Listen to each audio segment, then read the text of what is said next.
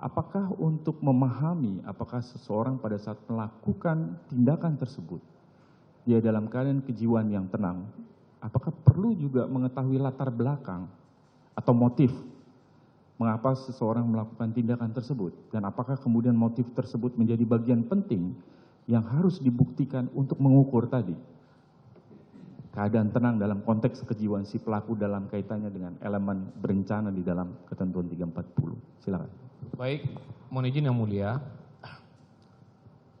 Soal motif yang menjadi latar belakang kenapa orang melakukan tindak pidana, ini sebenarnya adalah sebuah pemahaman yang telah menimbulkan adanya perbedaan pandangan di kalangan ahli.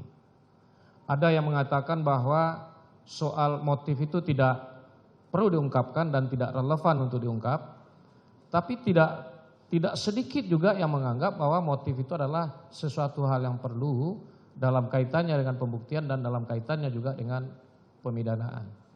Nah, terkait dengan adanya perbedaan pemahaman yang demikian itu, karena ditanyakan kepada ahli, maka menurut pendapat saya motif itu adalah sesuatu hal yang perlu untuk diungkap karena motif itu akan melahirkan kehendak. Untuk kemudian kehendak itu justru kemudian akan melahirkan kesengajaan. Kenapa saya katakan demikian? Karena memang motif itu bukanlah merupakan bagian inti atau bestandel van delik, ya.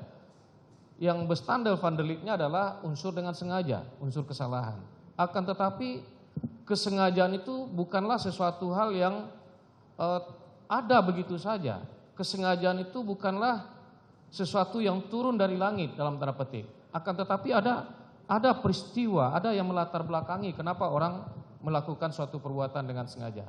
Jadi oleh karena itu, karena pentingnya untuk mengungkapkan itu, maka saya kira dalam konteks pembuktian terhadap unsur kesengajaan, motif itu menjadi penting dan relevan dia. Mungkin saya bisa memberikan sebuah ilustrasi, mohon izin yang mulia, karena demikian pentingnya motif itu untuk diungkap, tidak saja dalam kaitannya dengan pembuktian, akan tetapi juga kaitannya dengan menentukan berat ringannya pidana yang akan dijatuhkan kepada seorang pelaku. Saya pernah membaca buku yang ditulis oleh Profesor Ahmad Ali, guru besar hukum pidana Universitas Hasanuddin. Pada ketika dia menjelaskan sesuatu, dia mulai dari sebuah contoh kasus. Contoh kasusnya begini. Seseorang, katakanlah si A itu melakukan tindak pidana pencurian ayam di kota A. Si B mencuri ayam di kota B. Si C kemudian juga mencuri ayam di kota C. Nah, si A yang mencuri ayam di kota A itu dijatuhi hukuman selama 3 bulan. Si B yang di kota B dijatuhkan hukuman selama 6 bulan. Sementara si C di kota C dijatuhi hukuman atau pidana selama 9 bulan. Nah, pertanyaannya, kenapa sebuah perilaku yang sama ya kok bisa dijatuhi pidana yang berbeda? Bahkan terjadi disparity of sentencing atau disparitas pemidanaan yang demikian besar antara satu perbuatan dengan perbuatan lain. Nah, dikatakan oleh Profesor Ahmad Ali yang membedakan adalah motifnya. Si A dijatuhi hukuman selama 3 bulan karena motifnya mencuri ayam itu adalah untuk membeli resep obat anaknya yang sedang sakit.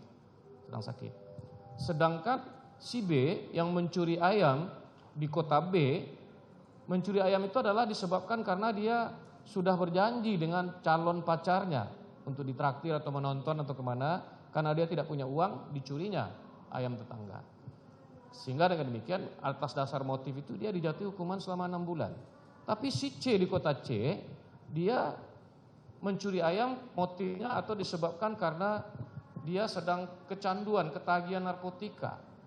Nah, jadi dia mencuri ayam karena sedang ketagihan narkotika, maka itulah yang menjadi motif dia untuk mencuri ayam. Nah, dari gambaran atau ilustrasi kasus yang seperti ini, menurut pendapat saya motif itu sangat bermanfaat untuk menentukan berat ringannya pidana yang akan dijatuhkan di samping terkait dengan pembuktian unsur kesengajaan tadi. Demikian. Baik, terima kasih ahli. Tadi motif mempengaruhi berat ringannya, selain juga membuktikan soal sengajaan tadi ya. Saya masih soal motif, Prof. Motif ini mempengaruhi bagaimana kita menilai keadaan kejiwaan, karena 340 tadi bicara soal keadaan tenang, itu merupakan sikap kejiwaan. Betul bahwa 138 KUHP, hakim dengan keyakinannya berdasarkan bukti yang cukup melakukan penilaian apakah bersalah atau tidak. Tetapi dalam mendukung keyakinan tersebut, apakah mungkin dibantu dengan pengetahuan psikologis, karena ini berkaitan dengan sikap batin, berkaitan dengan perilaku emosional. Apakah mungkin kemudian hakim dibantu lewat bukti psikologi untuk melakukan penilaian soal keadaan kejiwaan si pelaku yang kemudian didakwakan dalam satu perkara 340? Saya kira iya. Kenapa saya katakan demikian? Karena soal ketenangan jiwa atau ketenangan suasana tenang itu adalah kan soal kejiwaan. Soal kejiwaan. Mohon didekatkan, karena direkam semuanya.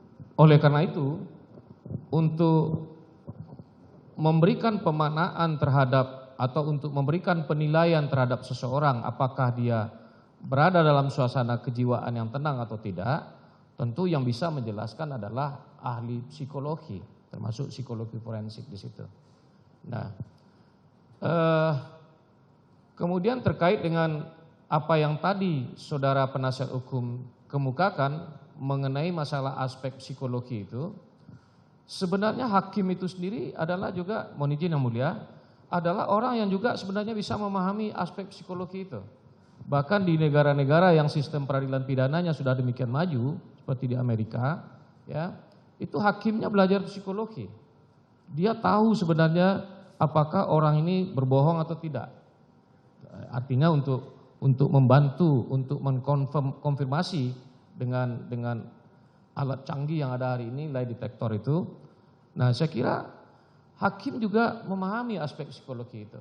Nah, dalam sistem peradilan pidana kita, saya tidak tahu apakah hakim belajar psikologi apa tidak, tapi paling tidak dalam hal-hal yang berkaitan dengan suasana kejiwaan seperti itu, hakim tentu membutuhkan pengetahuan atau keahlian dari psikolog. Baik.